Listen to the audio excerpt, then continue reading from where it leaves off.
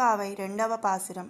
வையத்து வாழ்வீர்கள் நாமும் நம்பாவைக்கு சேயும் கிரிசைகள் கேளீரோ பார்க்கடலுள் பையத்து இன்ற பரமனடி பாடி நெய்யுண்ணோம் பாலுண்ணோம் நாட்காலே நீராடி மையெட்டுழுதோம் மலரிட்டு நாம் முடியோம் செய்யாதன செய்யாம் தீக்குறளைச் சென்றோதோம் ஐயையும் பிச்சையும் ஆந்தனை யுங்கை காட்டி ఉయ్యుమారెండ్రి యుగందేలోరెంబావాయ్.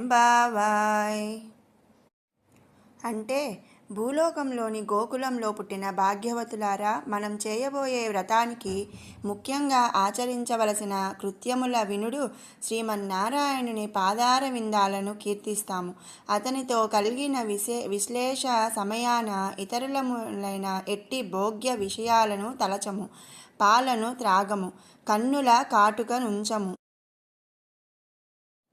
నేతిని భుజింపము, సిగలో పూలను దాల్చము, అనగా శాస్త్ర విరుద్ధములైన ఎట్టి పనులను చేయము, ఒకరిపై చాడీలను చెప్పము, సత్పాత్రదానము చేతము, సన్యాసులకును బ్రహ్మచారులకును సత్పాత్రదానము చేతుము, ఇంకను ఉజ్జీవించు మార్గములేవైనా ఉన్నవాని నెరిగి సంతోషముతో ఆచరింతుము. ఇట్లు ఈ ధనుర్మాస కాలమంతయు కొనసాగింతుము. ఇదియే మన వ్రతము. ఈ మాలికలో గోదాదేవి వ్రతమును చేయటానికి కొన్ని నియమాలను వివరిస్తోంది.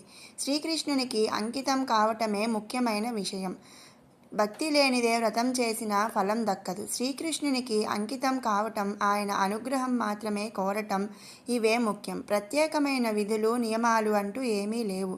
శ్రీకృష్ణుని యందు ప్రీతితో ఏది చేస్తే అవే నియమాలు అంటుంది గోదా అని రెండవ పాసురం భావం.